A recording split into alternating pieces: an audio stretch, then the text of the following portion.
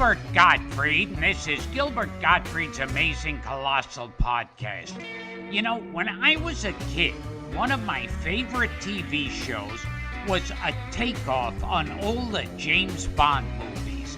It was called Get Smart, and it was created by Mel Brooks and Buck Henry. And today, would you believe, my co-host Frank Santopadre and I visited the townhouse of Agent 99 herself, the funny and beautiful Barbara Feldon.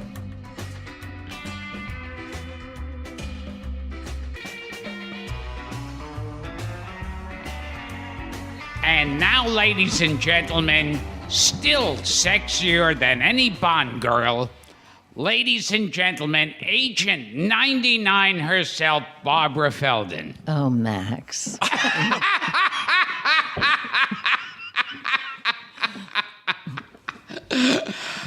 Boy, that still gives me a chill up my spine. Yeah, that still does it. Oh, for me. how about look out, Max? Flashbacks. Yeah, right.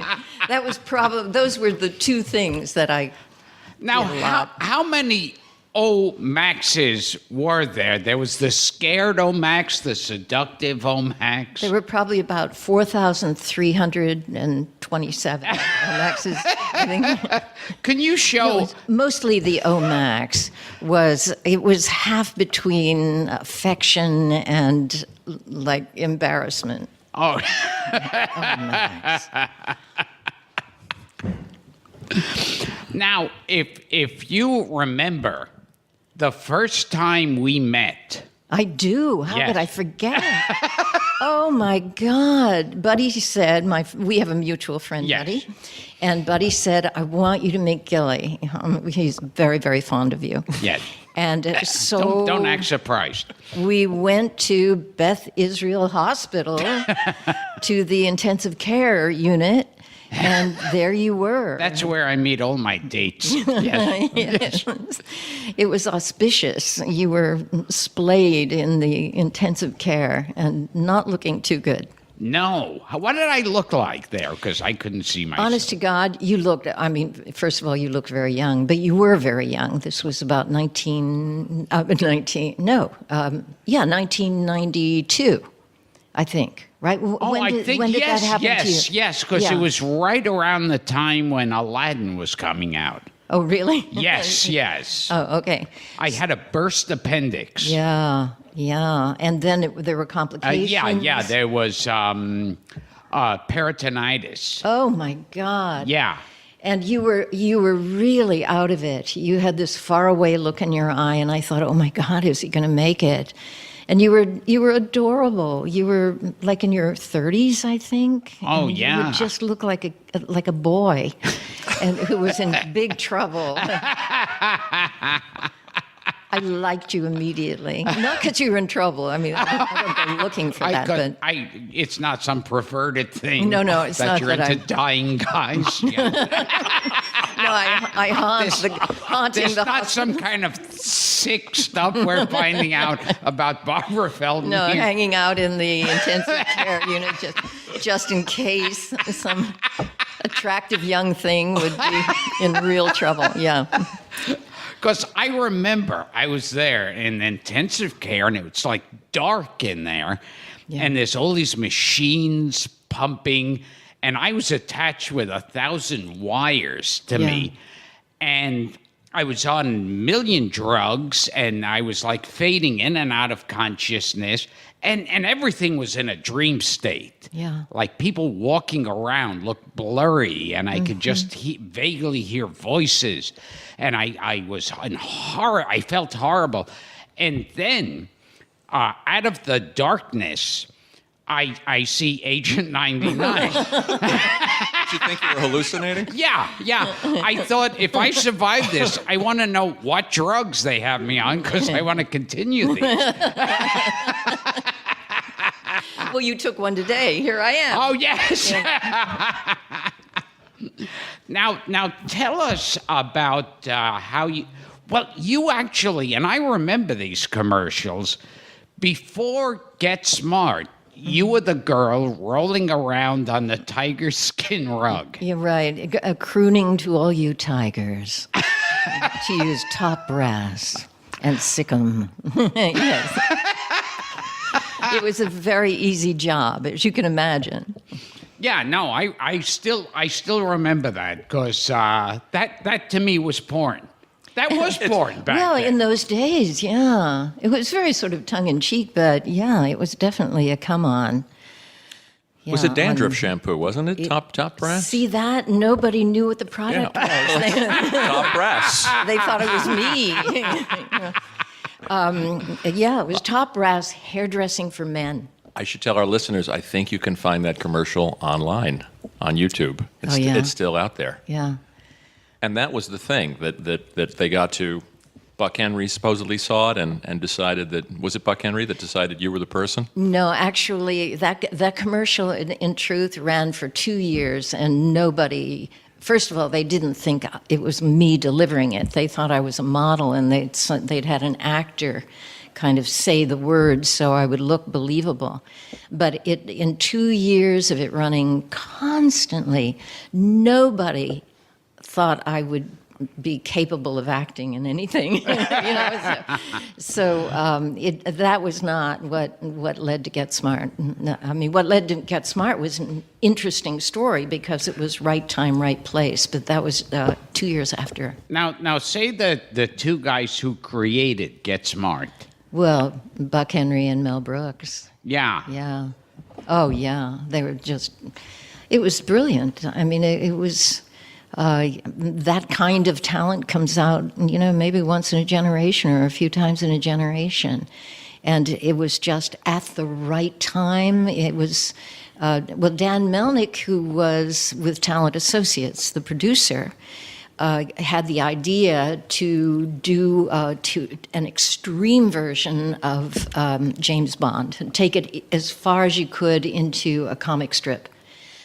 And then they hired Mel and Buck to write it. And when it was the right time, the right place. It was the right time in history. Everything was spy something at that time. Yeah, because there was James Bond. There was Man from U.N.C.L.E. Man from U.N.C.L.E. It followed Man Sure. from Yeah, U.N.C.L.E. Our Man Flint. And Mad Helm. Oh, yeah, Matt Helm. There Yeah. were already Dean Martin. Bond parodies Yeah. floating around. And so it just took it to the furthest step. Do I have more bad information, or were they trying to find some kind of combination of Bond and the Panther films?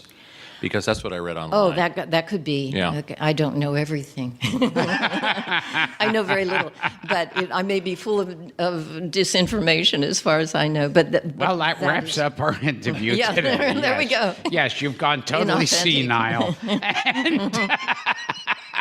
That may be true. Now, I remember hearing an interview that Don Adams, they said you're going to have like a sexy sidekick named Agent 99. Yeah. And they showed him a bunch of photos, and when it got to you, he said something like, well, you're kidding, aren't you? Like this was, why is there even a competition?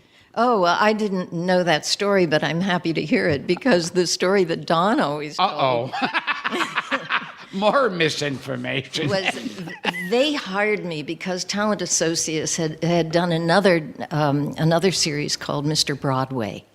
With Craig Stevens.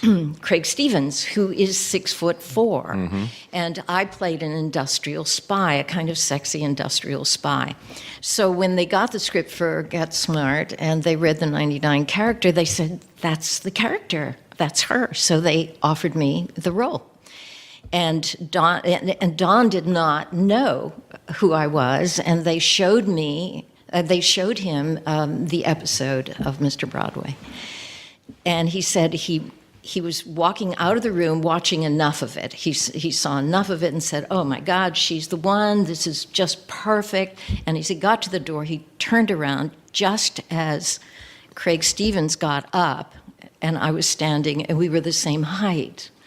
And I mean, I'm not 6'4", but and he went, "Wait a minute." So we had a long history of my working in stocking feet and having little holes dug for me in the sand to stand in. And I've always said that I'm the only actress in Hollywood who had calluses on her ankles. Now, you said you were like, your back was hurting doing those because you'd had to scrunch down. Slumping, yeah.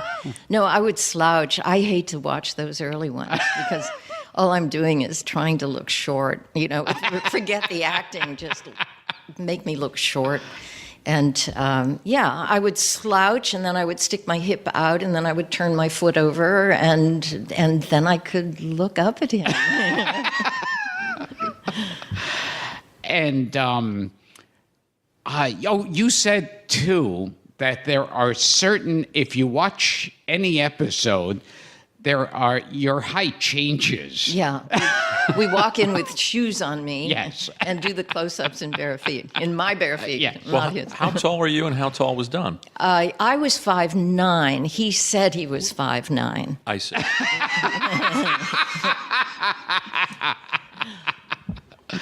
Now, what about all the guest stars you had on that show? Oh, they were fabulous. I mean, all of the comedians, because they were all pals of his. And I rarely worked with any of them because those were scenes that he did with them. And that was always a big treat, on the set. Rickles, Johnny Carson, Yeah. Larry Storch.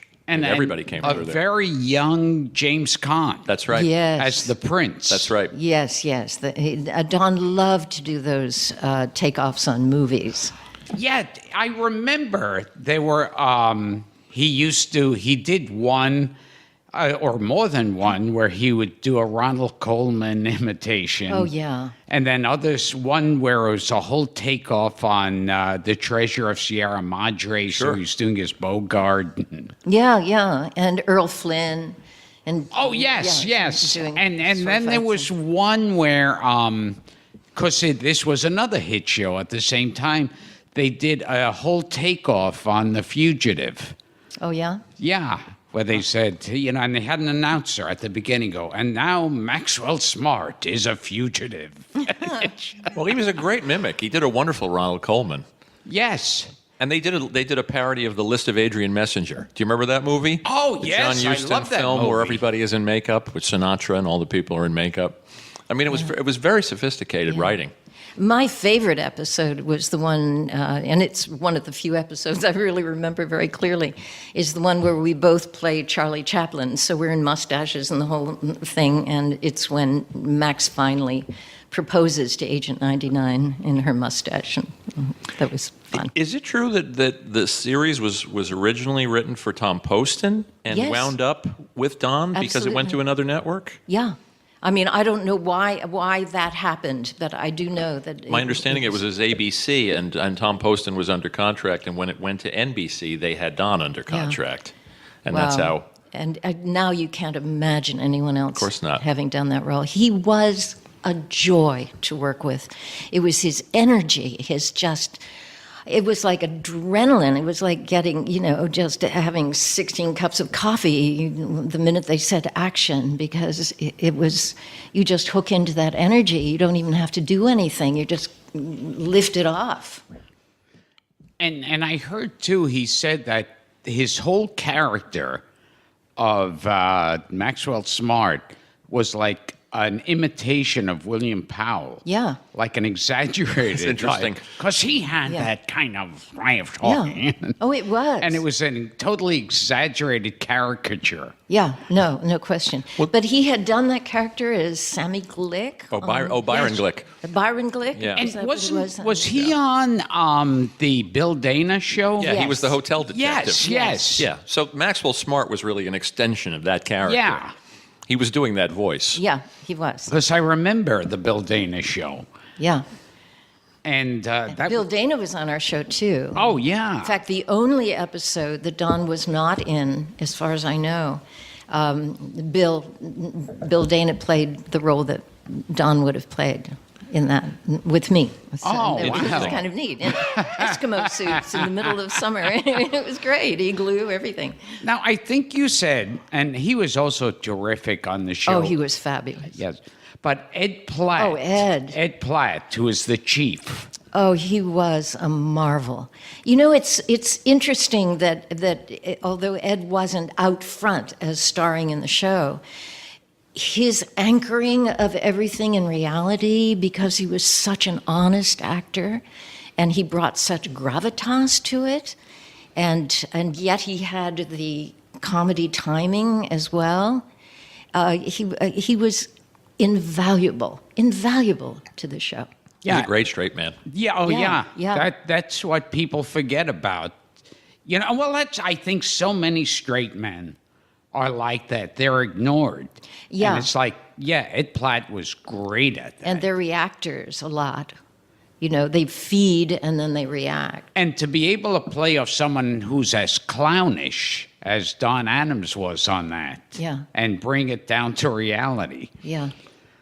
But you said that it would drive him crazy, like the kind of comedy on there, like I guess maybe Don would ad-lib or fool around on the set.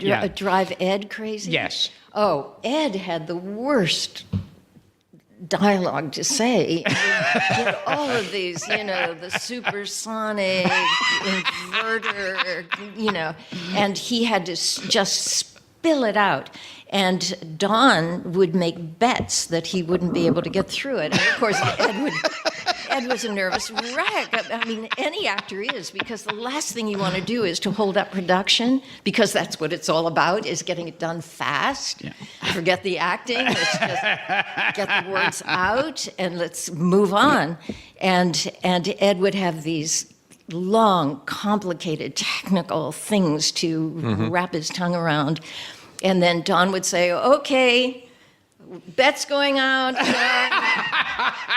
And of course, Ed would get flustered, and it was a little mean, I think. But yeah. Now, Don Adams at that point too, he got very famous, and that was a major hit show. And I think he then came down with like textbook midlife crisis. Oh, yeah, yes. You know, Don wrote an autobiography that I believe his daughter was going to have published. I read it. He sent it to me a number of years ago. And I was so impressed with the writing that it was so beautifully written. He was really a good writer, not just a good comedy writer. And in it, he talks about that. So I feel that I can say what I read there. He wanted to publish it. That he kind of hit 50 and put on bell-bottom jeans and leather jacket and began writing poetry and you know, went off with lady. And it was complicated. I remember you said in an interview that he went to Europe with his wife, trying to get their marriage a little back together. And then in the middle of the trip, he made up some story to his wife that, they just called me from L.A., I have to shoot a commercial. And he just flew to another part, to like Greece or something, where he flew his girlfriend out. Oh, I don't remember that. Yeah. But it would be in the book, I'm sure. Yeah. Yeah. He had an interesting life. I mean, things people don't know about him. He was a drill instructor. Oh, in the Army? Yeah, he was a drill instructor in the Army. He was in the Pacific, and he almost died from from Blackwater fever. Right, and he says in the book, I don't know if it's an exaggeration, but I would guess from the tone of the book, he's being fairly honest about everything. He said they put him over where the dying people were because they were just going to leave him alone because they were sure that he was gone, and he survived. Obviously. Yeah. Now, I have to hit this part of the story. When you were a young, struggling actress / model, you applied for a very odd job. Yes, I grew up in a family that my father was very determined that I would become an independent young woman. And I was doing fine for about a year in New York, and then suddenly I couldn't even get a temp job. I don't know why, and I needed $33. So I called my dad, and he said, I think it's time you grow up and figure a way to support yourself. And actually, I thank him for that now. But the next day, I looked in backstage, backstage, right? It's still around. Yes. Still around, Yeah, sure. and there was an ad for a stripper. And I thought, well, I can dance. And so I showed up. It was someplace way over on 11th Avenue or something, in the 40s, a seedy area. And I got all dressed up. I had a blue A-line dress on and high heels, and it had a white Peter Pan collar and a little red tie that streamers went all the way down the front. Wow. And I wore a little hat, and I wore white gloves. And I found the address, and it was like an old the backstage of this place, this stage door, and it was like an old garage or something. It was just all grimy, and there were two guys standing by the stage door, and one was very short, and he had a stubby little cigar in his mouth, and the other looked pretty much the same. And so I thought, okay, so I walked up, and I had backstage with me, and I had it all outlined, with pencil. And I showed them the ad, and I said, I've come to apply for this job. And the guy looked at me. He looked from my shoes to my hat, and he said, "Get out of here."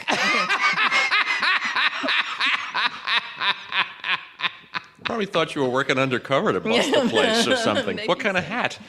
Oh, probably at that time it was a little clip-on thing with a little veil, probably just over the eyes. Maybe you were a little tad overdressed. Yeah. I think so. Like you were dressed for A secretarial position, for sure. like you're going to tell them how many words you could type. Yeah, exactly. When were you a contestant on the $64,000 question, Barbara? When did this happen? That happened in the late 50s, and I was working as a showgirl. See, I did have some experience. Do you have a pole in this apartment? Yes, it's hidden in the closet, but I take it out secretly. We should say that we're For in parties only. Barbara's beautiful townhouse. Yeah. So, what was the question? About the $64,000 Oh, yes, question, which I don't think a lot of yes. people know about you. I was working as a showgirl in revival of the Ziegfeld Follies.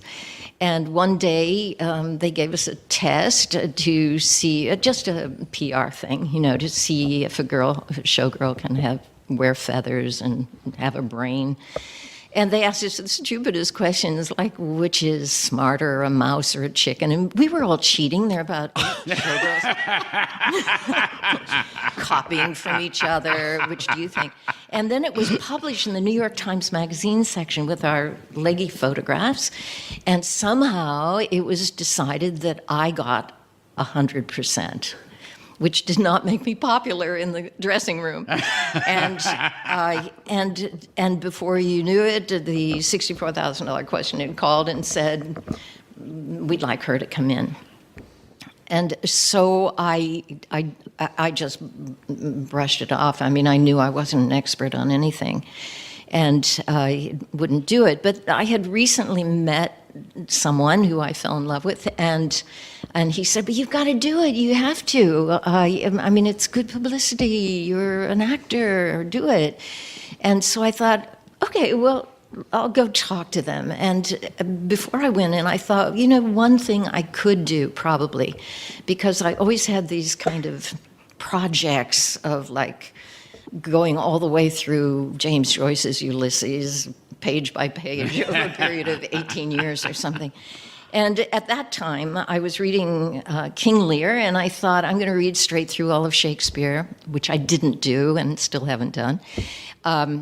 And so I thought if I got a complete works of William Shakespeare, I could probably memorize enough useless information that maybe I could get through one of the first rounds or something. So I went in and I said, if you give me 3 months to study, I'll just cram all this trivia. And they said, that was a really neat idea. And they would give me a test, and then they'd see, make sure that I didn't just totally embarrass everyone. And so that's what happened. And then I went on the show, and I eventually won it. How much did you win? 64,000. Wow. Wow. On the subject of Shakespeare. Yeah. And this was in the show when the show was very popular. Yes. At that time. Yes. Before I forget, and this goes back to something we was talking about before with Don Adams' height. For people in the audience, when we were setting up at Barbara's table, and I was sitting down in the chair, Barbara gave me a cushion. Extra cushion. Yes, an extra cushion on the seat as a booster seat, so she could see me over the table. I feel like Billy Barty. Billy Barty, who was on Get Smart, by the way. Yes. It was a very high table, though. In all fairness, it's an extremely high table. It is. Now,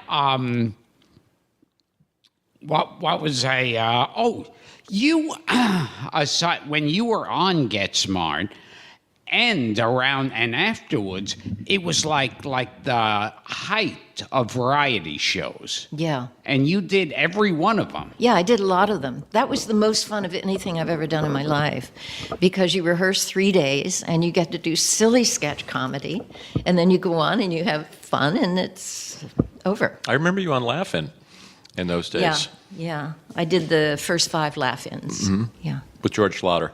Yep. Was that fun? Oh, it's wonderful. Yeah, I loved it.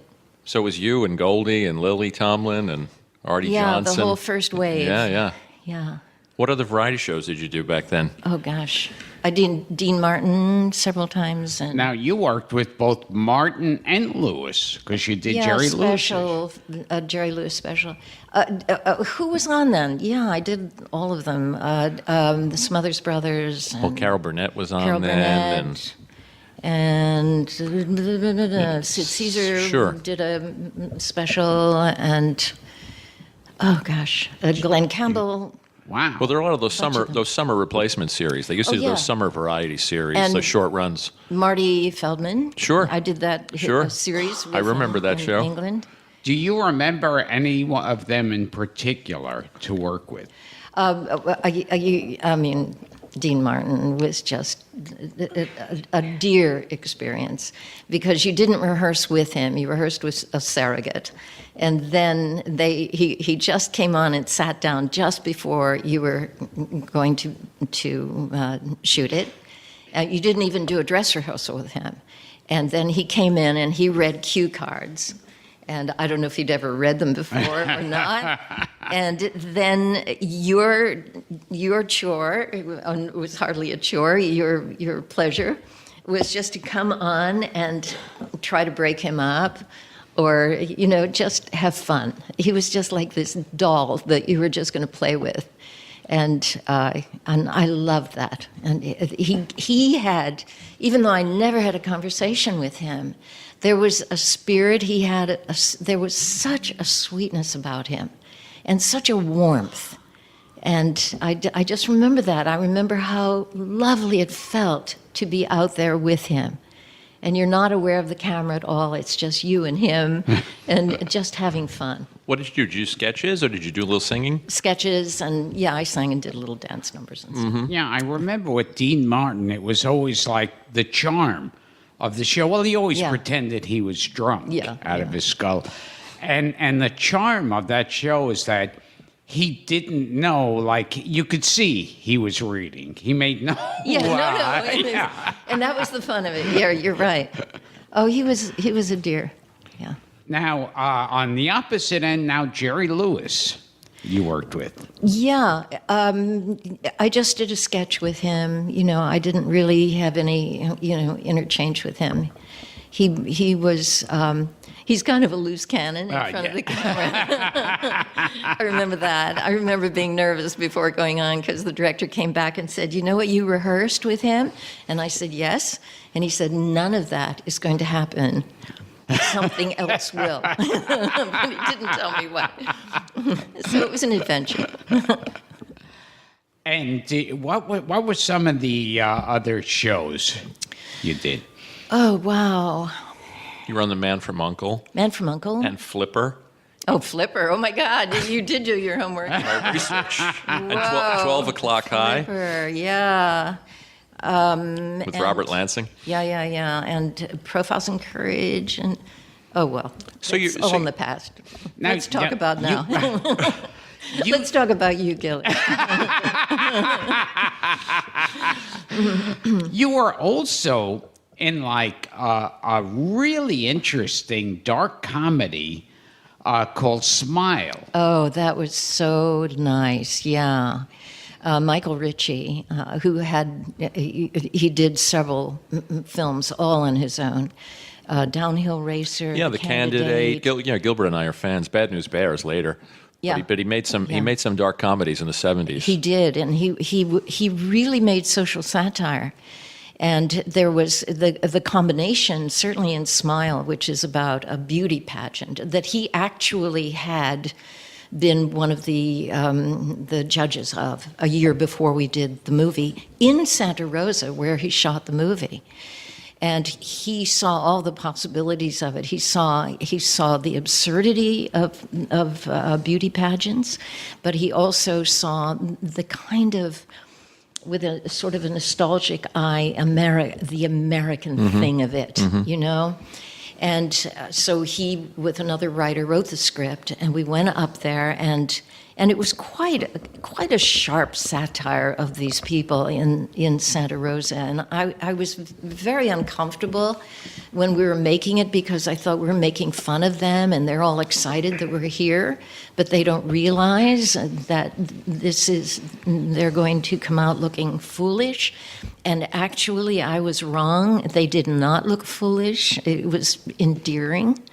And that's what made him an artist, because he could work with ambivalence and work with layers, and it was a very rounded picture, and yet, you know, a parody. And you played a very cold, calculating. God, yes. You were Brenda, the pageant director. Brenda with the stiff hair, Right, and right. wind would blow me away before the hair would move. You know? And it was so easy to play. It was just scared me how easy it was to be evil. You know? It just came so naturally. I'd been holding it back my whole life. A very hateful character, you know, just manipulating everyone.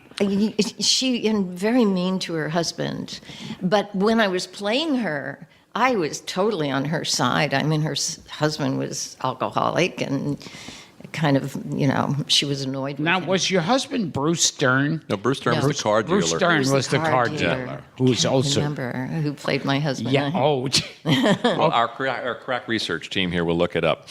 Oh, thank you very much. Nicholas someone, I think. Oh, Nick, yeah. Nicholas, what was his name? He was in that, he's funny character actor. It'll come to me. He was a wonderful actor. We should say that Jerry Belson was that other writer from the Dick Van Dyke that's right, Show of course. and The Odd Couple, and he wrote a movie that Gilbert and I like called The End, Burt Reynolds picture. Oh, yes. Yeah. Tom DeLuise. Yeah, you're such a movie buff, though. Yeah. Both of you, obviously. And Dara is showing us Nicholas Pryor. Played Andy, who was the husband. Nick, please forgive me. But it was a long time ago. And what was Bruce Stern like to work with? He was amazing.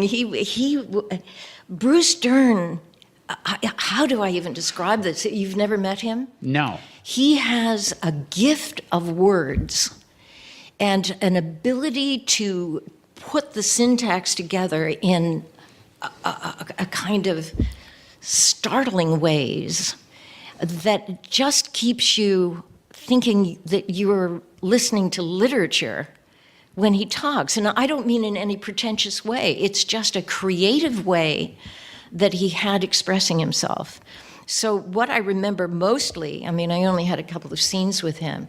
What I remember mostly about Bruce, I liked him tremendously as a person, was just the enjoyment of hearing him speak and the originality with which he expressed himself. And the other thing was that I think he was about 42 at that time, I'm not sure exactly, and he was, I think, training for the Senior Olympics running, or maybe, forget that age thing. I think his pulse was 42 because he'd been running so long. Literally, it lowers your pulse, and that he had this very, very low pulse because he was such an assiduous runner. It's funny because he's funny in that film, and you don't think of Bruce Dern with comedies. You think of him in westerns and the Hitchcock movie, Family Plot, things like that. Yeah, but he was very funny in Smile. Everybody was. People get a niche. Yeah, the movie was, I think, a very, very charming and special movie. And you work with Dick Van Dyke. Yeah. I love that film, Fitzwilly. Fitzwilly. Yeah, you want to talk about it a little bit? It was the first movie I did. I remember I was very nervous, the opening scene. And he was very, very cordial and very, very nice person to work with. It was done in a very kind of professional way. It wasn't like nobody hung out together or anything. Not that I've ever had that experience in anything I've done. Yeah, it was. Oh, I know what was really fun. We were working with Dame Edith Evans, and when we were all so impressed, the first day that she came on the set, we didn't know how to address her, and She's a very famous Shakespearean actress. Yeah. Oh, God. Very accomplished. We were in awe of her. I mean, here we were just doing these comedies, and there was Dame Edith Evans. And so the director then went to her and said, "How would you like to be addressed?" And she said, she said, just be casual, just address me as Dame Edith. It's a really strange plot, that film. Gilbert, do you know Fitzwilly? I haven't seen that. Dick Van Dyke is a Yeah. butler who's running scams and schemes to basically, this woman has no money. The woman that he's working for, she hasn't really inherited anything, and he's pulling off heists so that she can continue to live in the style she's accustomed to. And Barbara plays Her secretary. the secretary who shows up to help her with this very bizarre dictionary for people who can't spell. Yes, and then tries to blow the whole thing. It's a real screwball comedy plot, like Yeah. the kind of thing you'd see in the 40s. And Yes, you're right. It does have that kind of quality. And MacGyver was in it. John MacGyver, yes, one of our favorites. that's who I was just about to ask you about, because Yeah. he's one of my favorite character Yeah. actors. John MacGyver. Someone else for listeners to look up now. Yes. He's probably most famous for Midnight Cowboy. Oh yes. Really? Yes. Get on your knees, boy. It's a strong back. Perfect. Great. Get on your knees. Yes, pray with me, Joe. And Norman Fell's in that one, too. Oh my God! Another Gilbert yes. Gottfried Yes, favorite. another one of my Yeah. gods. Yeah. Because they don't have those great character actors like they used to. No, that's true. Is it because, why is that? Films are independent films now. They're not studios putting these people in many films. Maybe. Well, it's funny. Just a few days ago, we interviewed Adam West. Yeah. And he said he was in the studio system and he loved being in the studio system. A lot of them complained, but back then it was like you had them and you go, okay, you'll be the cop, you'll be the gangster in this scene. And They worked all the time. Yeah. So they had a job. So there was no downtime. They just... He worked constantly. I mean, he was telling us he must have made 10, 11 failed pilots. I mean, before Batman showed up. Yeah. And then plenty afterward. But under the studio system, he worked constantly. You also made a TV movie with another one of Gilbert's favorite actors. This actor comes up on almost every one of our podcasts, and that's Burgess Meredith. Yes. Oh, right. Oh, my God. You did a movie called Getting Away from It All. Oh, my God. That thing wasn't even written when we were shooting it. Oh, that was one of the worst television movies ever. Now I want to see it. And, With that wonderful cast. and I have never, if you asked what was my favorite thing, I forgot. Filming that terrible movie was my favorite thing I ever did because Larry Hagman was starring in it. Sure. And Larry showed up. We were shooting at some mansion in Los Angeles. So the first morning we show up for work, and in comes he had this just big van, like a moving van that was all decorated inside like a Pasha's something or other. His wife is a marvelous artist. And she would create these amazing environments for Larry to be happy in. So we show up, and he's got tents on the front yard and front lawn of this house, and they have big cushions in them for everybody to kind of lounge on, and there's champagne constantly. And I don't happen to drink, but there was, and Larry was the most delicious human being to be around. He was just endlessly funny and playful. He was like just this kid. He just played, and like you. Last week you were compared to the Penguin, and this week you were compared to Larry Hagman. Yeah, I had a great honor. Adam West told me I would have made a great Penguin. That to me was the biggest thrill of my career. Do you have an imitation of a penguin? No, other than. That's pretty good. That's pretty good. Yeah, because I love Burgess Meredith as the Penguin, and also of Mice and Men. Oh, I didn't see that. Oh, well, we can't talk. No, we can't talk about Yes. it. No, we're over. That's it. I'm sorry. Well, before we move Disgraced. past, Vivian Vance was in this TV movie with Yes. you, and Jim Backus, and Burgess Meredith. Yeah, So it was a neat cast. We had a lovely time.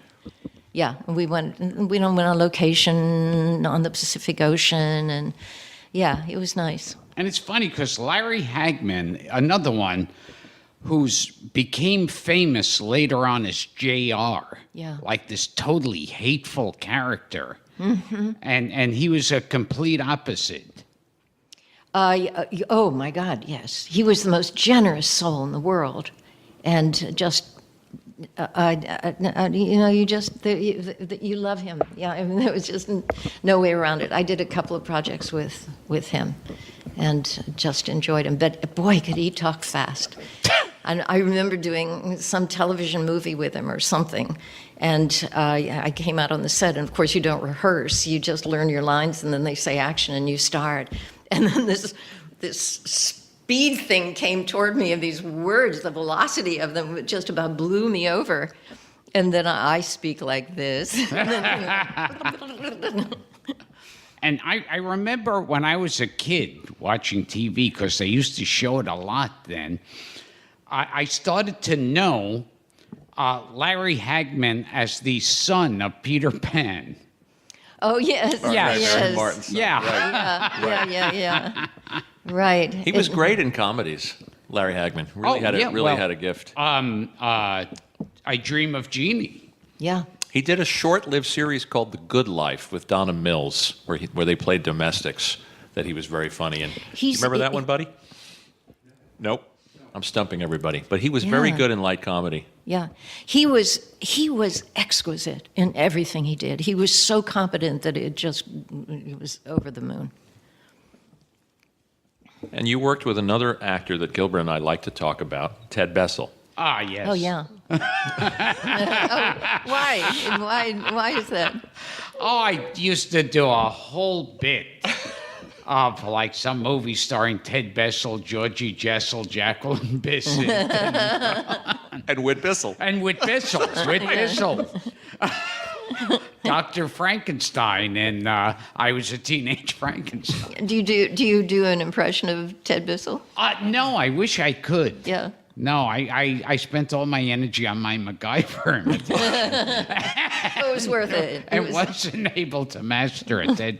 I heard Ted Bessel was a beloved person to work Yeah, with. he seemed like a nice guy. I didn't know him well. Yeah. But, yeah. And Lee Grant was in that movie called What Are Best Friends For? We're going back through your whole career, Oh, Barbara. my God. As you're bringing these those cards are dangerous to me. I'm thinking, This is oh my like, this God, is your life. This is I'm Ralph Right. Edwards. That's right. This is your life. I'm not going to remember this person. Yeah, I do. I loved working with her. She's very nice. I met her several times. Oh, she's and she's special. very nice. I worked on an award show with her, and she was incredibly Yeah. sweet. She couldn't be nicer. You know, really. We have to put her on the interview list. Yeah, she'd be a good one. Lee Grant. And you stayed very close to Don Adams toward the end. Yes. Strangely, when we were doing the show, Don and I only met on our marks. You know, when we were ready to, when they said action, I looked at Don and he looked at me, and that's mostly what our, our rapport was as the characters. There was a very, very sweet, companionly thing on the set, but he was totally preoccupied with the show, and I really stayed out of the way. And then when the show went off the air, we never had a closing party or anything because we got the news over the telephone from CBS, individual calls, and that was it. So I didn't see Don again for 19 years until we did a television movie, Get Smart Again, I think it was called. Mm-hmm. And we met then. And it's so funny. It was like planting a seed, and then the seed has flowered. You didn't know the seed was there under the ground, and then you see each other, and then there's this blossom there. It was like, oh my God, it's you. I mean, it was like we were never close during the series, and suddenly we were like long lost lovers. And we had a nice time doing that.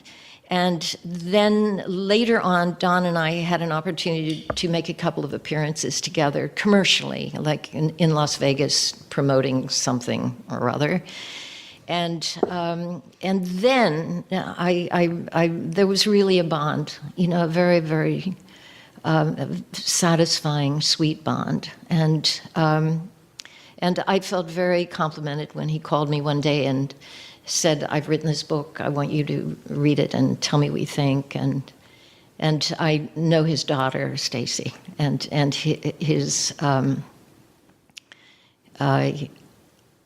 first wife is, you know, a lovely, lovely woman. He stayed close to her always. That was really the great love of his life. And I think he had a daughter who died. Cecily Adams. Yeah. Yeah, she was a casting agent. Oh, that's I know that right. because She died of breast cancer. I worked with her in Los Angeles on a That's right. sitcom. She was a lovely lady. Yeah, how unfortunate. That's a shame. Yeah. Let me ask you a couple of things about Don's catchphrases that I think people would want to know. You know, it's so funny. Yeah. At that time period, those catchphrases from Get Smart, everybody would say, and other shows would say them as a gag. It would be on T-shirts and everything. Yeah. Sorry about that. Yeah, and loving it, And which you loving put in it. your book title. Yes. As a little bit Living of a alone and loving it. Where did they come from? I mean, were they from his act? Were they things that he came up with specifically for the character? I am trying to remember. I don't know that I ever knew that. I know that some of them did come from the outside, but I don't know if they came from Buck or from things Don had done before. There were about 5 of them, right? Yeah. 5. Sorry about that, Chief. Missed it by that much. Missed it right. by Or Yeah. But the- you know, you should have Buck Henry on. Oh, He would be a absolutely. He's on our delightful list. guest. And he knows all this history. He's on the that list. I didn't know. I mean, everyone's always asking if 99 had a name, and finally I went to Buck. I was sure she did not, and he said no, she didn't. And he said, and her number. At first they thought they would name her 100, so because she's perfect. But then he said he didn't feel that was a girl's number, so he named her 99. But I would imagine they came up with 99 because of the rhythm of it. 99. To say look out 100 is not as easy as look out 99. You know. And Don Adams also had that thing where he'd have like a big tough guy in front of him in a scene. Yeah. And he'd go, okay, you big gorilla. And he'd punch him and the guy wouldn't move. And then he'd go, I hope I wasn't out of line with that big gorilla. Put his arm around him. There was also the ridiculous when they trot out some really absurd device or gadget. Yeah, the old inflatable codify. hand in the couch trick. It's the third time I've fallen for it this month. It was so smart. And It was- go ahead. It's the silliness, really, Yeah. that makes it so much fun. And they would have like something also ridiculous like that, like say a giant pistol, and they'd go, that's the largest pistol I've ever seen. Second largest. Exactly. Yeah, there was I know in the first year there was something on an Indian reservation, and there was this huge arrow. I mean, it's I remember that one. Yes. and he said, second biggest arrow I've ever seen. Really funny. I was doing the research today. I never knew the actor who played Larrabee, Robert Carvalho, am I saying his name right? Who was very funny, His was cousin. Don's cousin. His cousin, yeah. Which I never knew. Oh, that was he was the guy hiding in the garbage can? No, that was Who was the guy hiding in the that was garbage Dave can? Ketchum. Dave Ketchum, yes. Right. Larrabee was the goofy guy who worked for the chief. Yes. Who could never do anything right. He was Don Adams' cousin, which I found out in doing research. Yeah. Great stuff. And Jane Dulo was very funny as your mother. Oh, she was very good. Everybody in the cast. Dick Gautier, Gilbert and I are fans of as well. Who played Jaime the That was robot. brilliant, the way he did it. Absolutely brilliant. And, Bernie Capel. And Bernie Capel, who we love. unbelievable. Ziegfeld. Siegfried. Siegfried. Yes. Siegfried. Yeah. Yeah. Smart.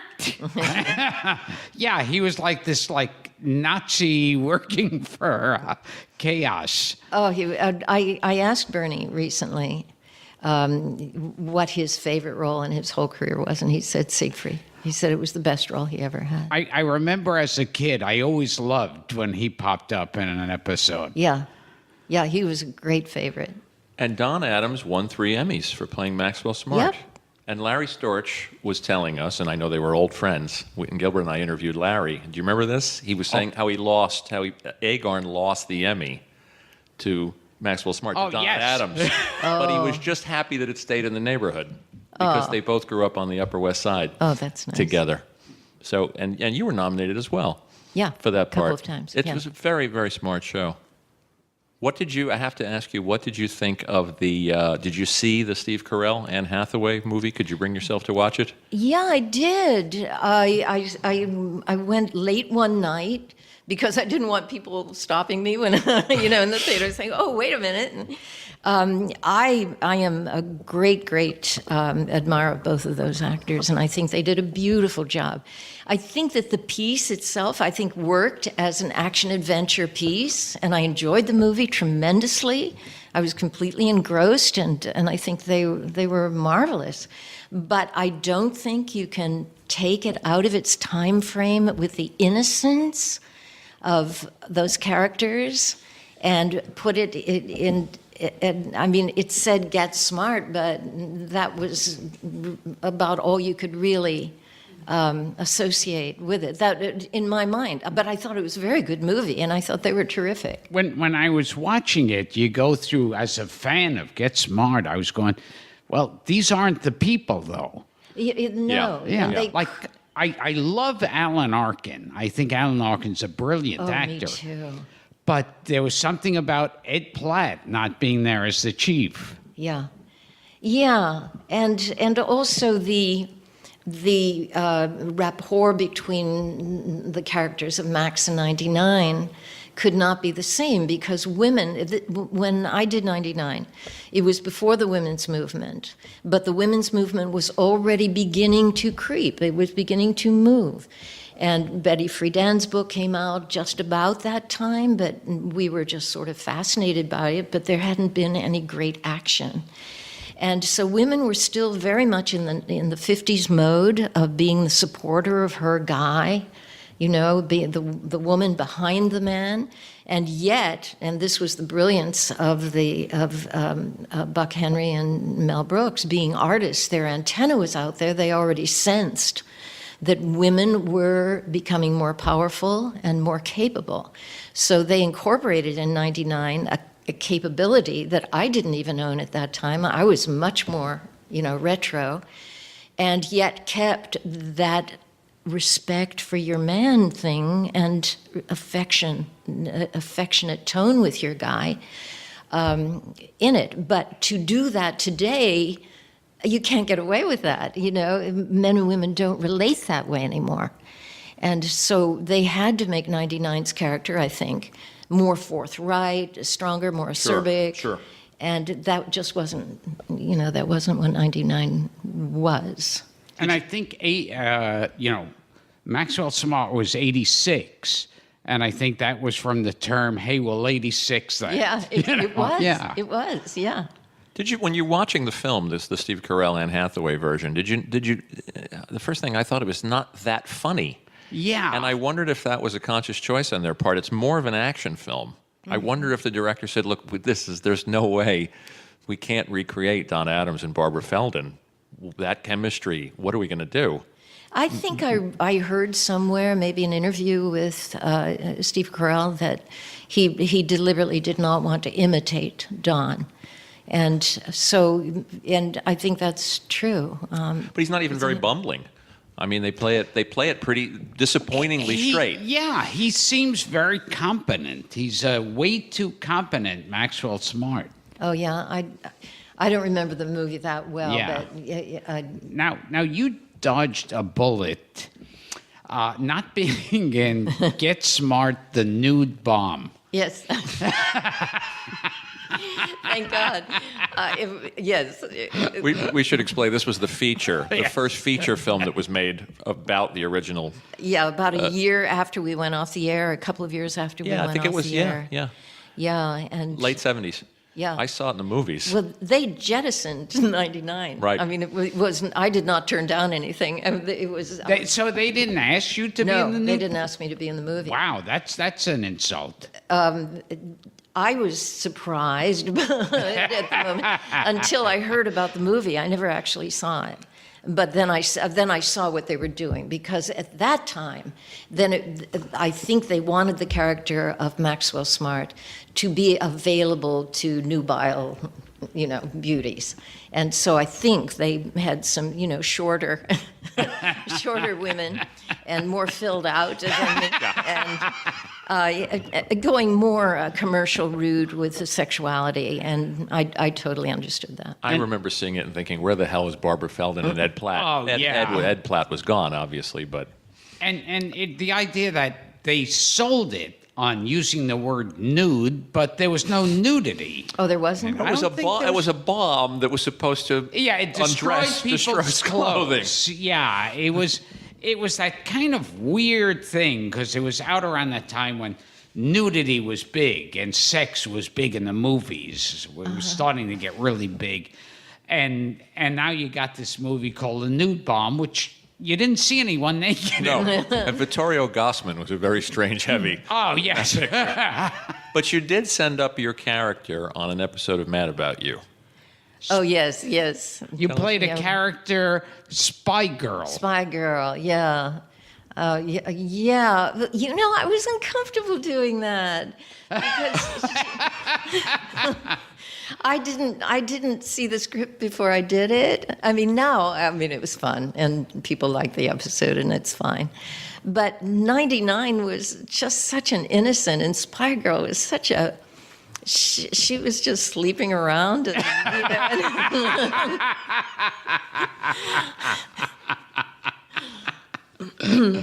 I don't know, it just seemed If they hadn't put me in those go-go boots, I probably would have felt better. Now, they also tried to reprise Get Smart. Oh, yeah, that was a mistake. Oh, my God. Fox did it, yeah. Yeah, with Yeah. Andy Dick as your son and as... Yeah, it's our twins. Yes. Were going to be the new spies, and we were going to run the agency. And we knew after the first day shooting this was a mistake. And I remember Don saying to me, we were both very uncomfortable. We could see this was not going to work. And he said to me, look around the studio. This is about maybe the second one we did or something. He said, look around the studio. He said, do you see any network people here? And I said, no. And he said, this isn't going to even get on the air. You know, this isn't going anywhere. So don't worry. And it's going to be okay. Because he said if there were any excitement behind this, the network people would be right here on the set, you know, being part of it. But he said already they've abandoned it. It was notable in the sense, though, that Get Smart was a show that was developed by ABC, done by NBC, moved to CBS. That's right. And then this one was on Fox. So you covered every major network. Yeah, that's right. The show got around. Yeah. Yeah. Have you ever been on a quiz show? You're fantastic. Wow, I'm so intimidated. I mean, and I'm depending on you to come up with these names. It's like the minute I hear another obscure TV movie I didn't, I'm thinking, oh, shoot. I'm not going to remember anyone in the cast. Tell us about the book you wrote, too, that had the little Get Smart pun in the title. Oh, yeah. Well, a few years ago, I've always written, and I'm just because I love to write. But a few years ago, a friend asked me to do a seminar at a seminar center, and I couldn't. I was trying to think of a topic. It was as a favor, and then I thought, you know, I've been meeting so many women who are without a partner, and they think they're leading second-rate lives, and they, they're miserable, and I, at this point, had been through this long psychoanalysis, and I was just happy. And I was on my own and had been living alone for quite a number of years. So I decided to do a lecture on how to live alone and enjoy it, you know.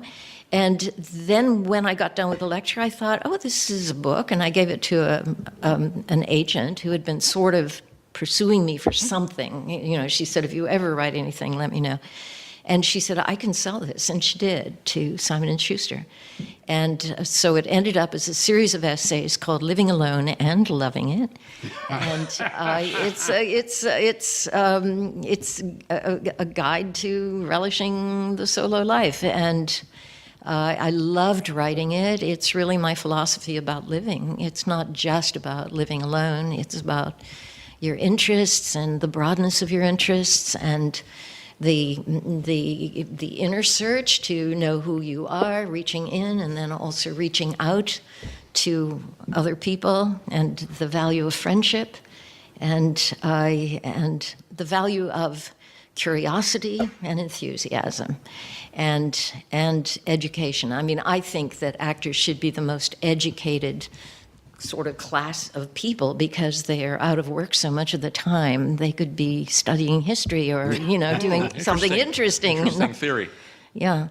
But, yeah, I loved writing it, and it got published, and it's still around. It's. I'd like to read it. Now, I'll give you copies if you I just got married 2 months ago. Oh, no. No. Stay away from this book. Now, with Frank and myself, one of our favorite songs of all time. Oh, you're not. Yes. Oh, no Yes. way. Oh, Yes. no. Are you going to sing it? You know it better than I. The 99 song. Oh, my God. Putting her on the spot. Okay. Do you know the lyrics? No. I've heard it a couple of times. It should be buried, you know? Yeah. Too bad. We're not letting you off Hire this a one. hitman. Sing in your sexiest God. 99 voice. That was... You really want me to sing that Yes, song? absolutely. I don't know if I can even remember the lyrics. Oh, okay, Can let we? me- Can we? Maybe we'll take a break and you. No, wait a minute. I'll try to remember. I Okay, will try to, and maybe Buddy can cue me. Or, Buddy, can you cue her? okay, here goes. Okay. This is the hardest interview I ever did in my life. That was the idea. Okay, I'm exhausted. Okay, here we go. Okay.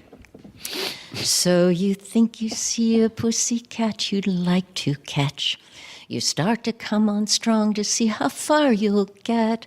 You feed the pussycat some, I'm a tiger line. You don't know that you're messing with 99. Yes. Thank you. I will spare you the 5 other stanzas. Didn't you sing that in a one-woman show?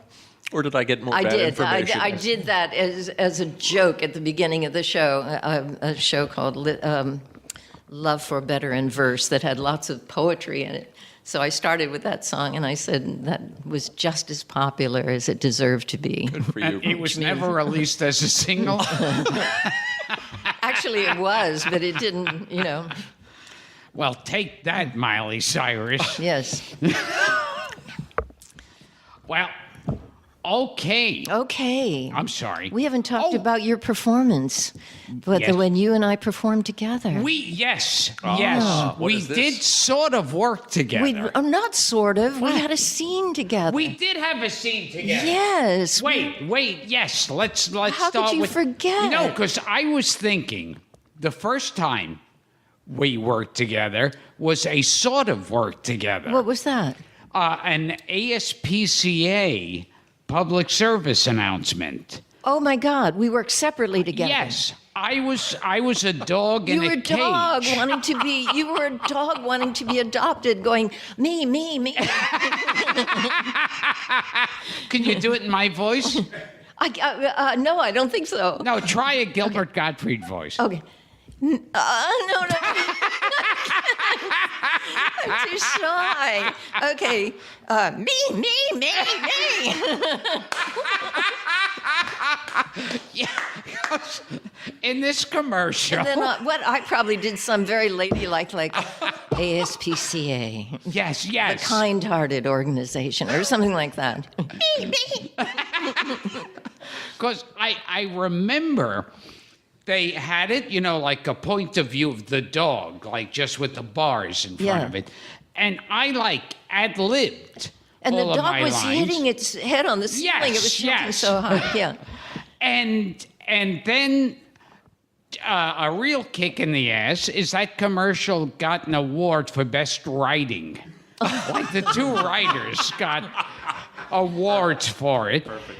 And then the ASPCA, someone from that called me up and said, we want to present you with an award for that commercial. And I felt honored. Yeah. And I said, I'm going to be out of town that day, but I'm honored to get that award. And they said to me, well, no, only if you can show up at the event, you get the award. Oh. Yeah. They, Oh. it was like my payment for showing up. It was probably a doggy dish or something. Yes.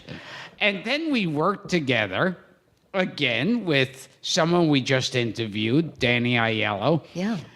In the last Last request. the last request, where we were sitting together in a diner. You were a homeless person. eating off of my plate because they ran out of plates Yes. in the diner. And yes. We were sharing a plate, sharing a fork. We shared a fork. Yes, we shared a fork. We were intimate. Yes. We actually. How many people have you shared a fork with? Yeah, see, now I can honestly say that Barbara Feldon and I exchanged bodily fluids. Yeah, it's true. But I was a little miffed when you wiped yours on a napkin every time I used it. Oh, yeah. had fried eggs. Oh, yes. We shared a fried egg. Yes, we Yeah. He's eaten out of many people's plates. Yeah. That was not a first. We shot it in scenic New Jersey. Unique. Yeah, scenic New Jersey, and it was never, that movie was never released or even arrested.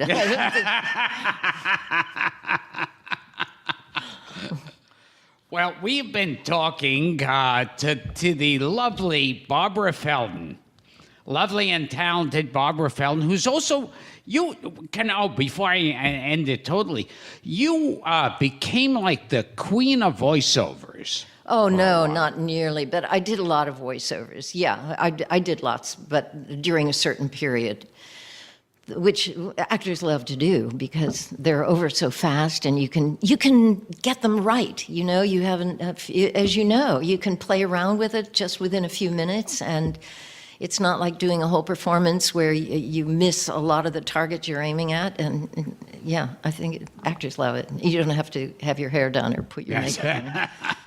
I'd like to add before we go that Barbara's the first guest that we've had that ever fed us and put food out. Yes! She served us lemonade and nuts and grapes and cookies.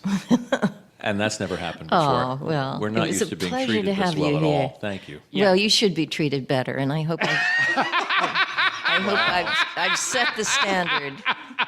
And I'm totally impressed with both of you, although I'm exhausted with your knowledge. Yeah, Danny Aiello didn't give a shit.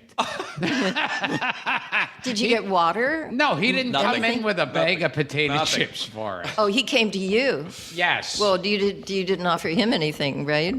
No, that's true too. But we've been talking to the lovely, beautiful, and talented Barbara Feldon, Agent 99 from Get Smart. Thank you, Barbara Feldon. It was a dear pleasure. Barbara. Great. Thank you, both of you, Frank. That's great. Wonderful. Thank you. Thanks.